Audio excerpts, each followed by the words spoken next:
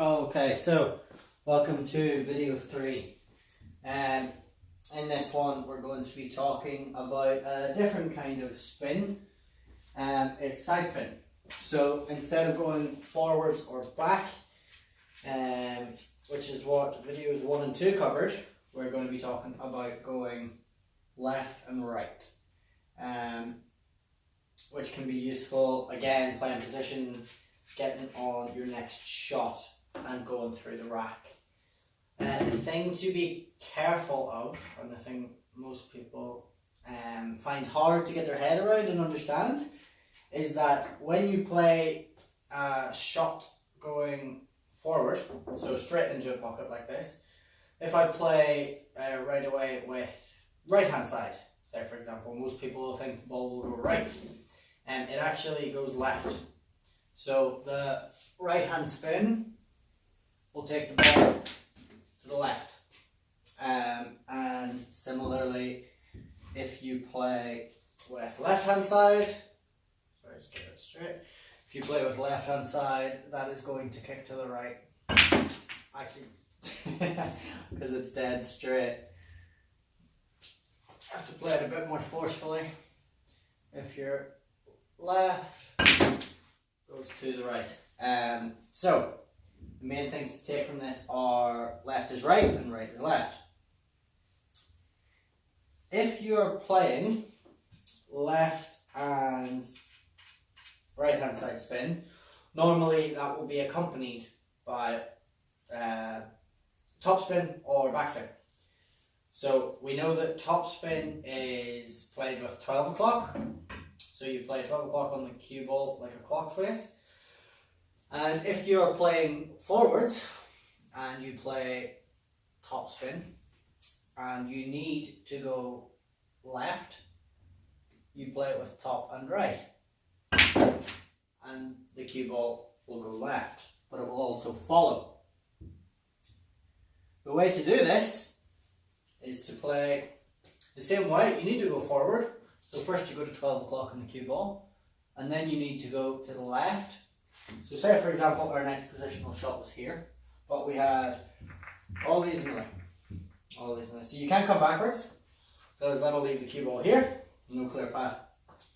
And you are sitting on a shot like this, and you realise you need to keep the cue ball forward, but also maybe go a little bit to the left to make this shot easier. So forward a little bit, that's 12 o'clock, and if you're going to the left, you know you need to hit right hand side.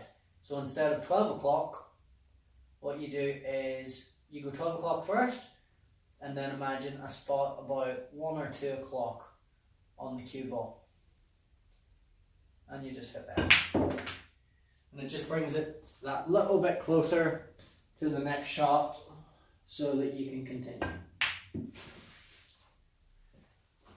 The same, exactly the same for going to the right.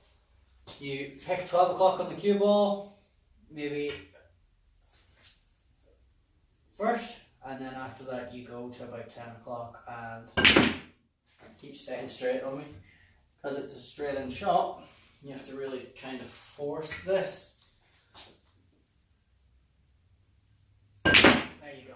And that goes over to the right hand side now. Normally when you're playing shots, they aren't going to be so simple. There will be angles involved. So you won't be straight into the pot every time. You'll either need a little bit of angle to help the cue ball, or you will just finish like this. It might be awkward, but this is what happens in the middle of a game, and you need to be able to get your way out of it. So, say for example, I had these 2 reds. They're my only 2 free reds on the table, and I have this angle. Well, I can play this red into that middle bag, and I can play a screw shot that'll help take me into the pack, or I can play this one and play it with top right hand side. So we know if I play with top right hand side, the ball will go forward and also to the right. Or sorry, if I play with right, it'll go to the left. Sorry, saying that even as awkward as normally Don't say it out loud, so you just kind of think it during the game. But it'll go forward and it'll go to the left. So that means it'll hit about here, here, and if you hit hard enough, that means it should come back here for an angle into that middle pocket. Try and play that one. So I'm playing about 2 o'clock on the cue ball. Well, that hasn't worked.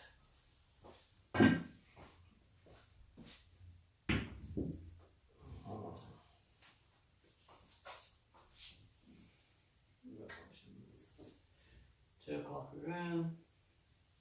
And there we go. So, not as extreme as I thought it would come off, but you are on this red to the middle pocket. In this case, you wouldn't actually play the pot here. Trying to go into this pack is too difficult. There's too much work for the cue ball to do. It would have to hit off this cushion and come back in, and there's just no way to generate that much power. So the way to use side in this case would be to play a follow shot and to play with left hand side to take the cue ball over to the right. The reason for that being it is more difficult for your opponent if the cue ball is tight against this cushion. So I would intentionally miss this red and hit it into the cushion about here and bring the cue ball and try and get it about here on the cushion. Just makes it a lot more awkward. The only thing you need to be careful of is because you are going forward and over to this direction, this pocket does present a bit of a danger. So I would play with more side to force the cue ball to the right instead of playing with so much spin. There we go. So that keeps everything together. There's no immediate pots for your opponent, and it's a good safety. But again, it's an example of when to use that shot in a match situation.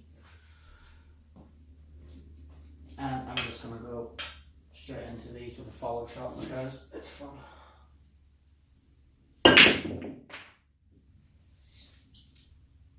Get in, go! Oh, right, okay.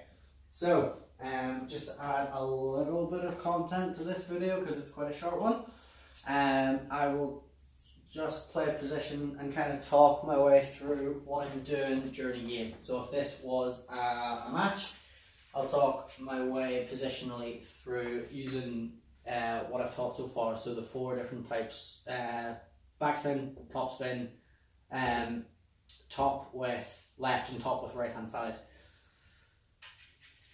So in this situation, I'll take reds.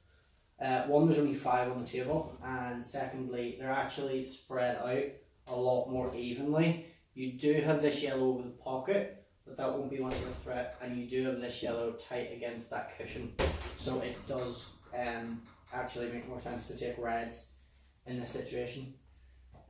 So I'll go with a difficult one first and try and play the cut in. I'll play with a little bit of top left hand side. That'll bring the cue ball out for this one to the corner. There we go. So this shot, the way I would play this would be to play with top and right hand side. Really force the cue ball through. It'll come off this cushion and this cushion, and hopefully the right hand side will bring it out to about here, with this one to the middle.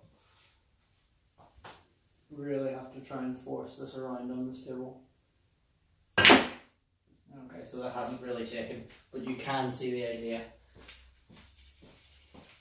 So another thing that is very useful to learn is how to improvise whenever you don't get perfect position.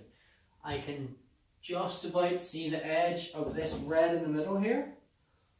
So what I will do is, I'll see if I can take that. Yep, I can take that to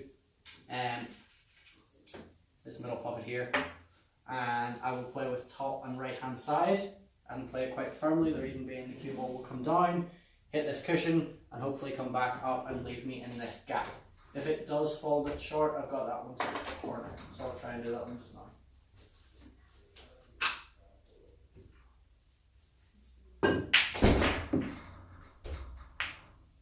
Okay, so again, slightly different to the way I imagined it, but you do find this general area, and I've got that one to the corner pocket.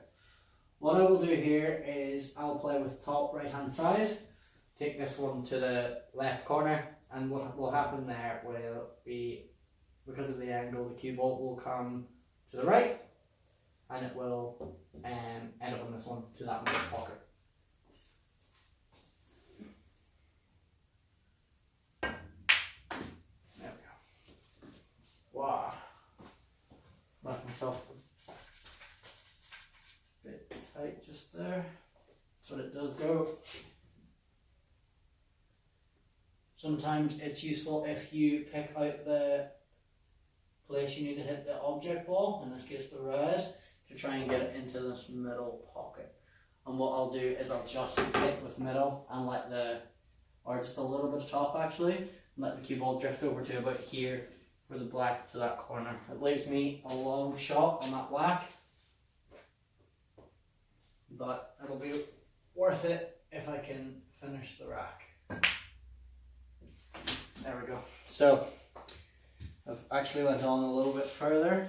You know, I have options between cutting it to that middle or taking it to the top right hand corner. Just because of the angle I've left myself, I'm actually going to take it to this middle pocket. And what I'll do is I'll play it with follow. The reason being, the natural angle, once you hit that black, will take the cue ball into this yellow. So if I play with a little bit of top, that changes the angle from there, going into that yellow, probably to coming into that cushion there. And that being the difference between winning and losing the rack. There we go. So that is how you run a rack in a match situation.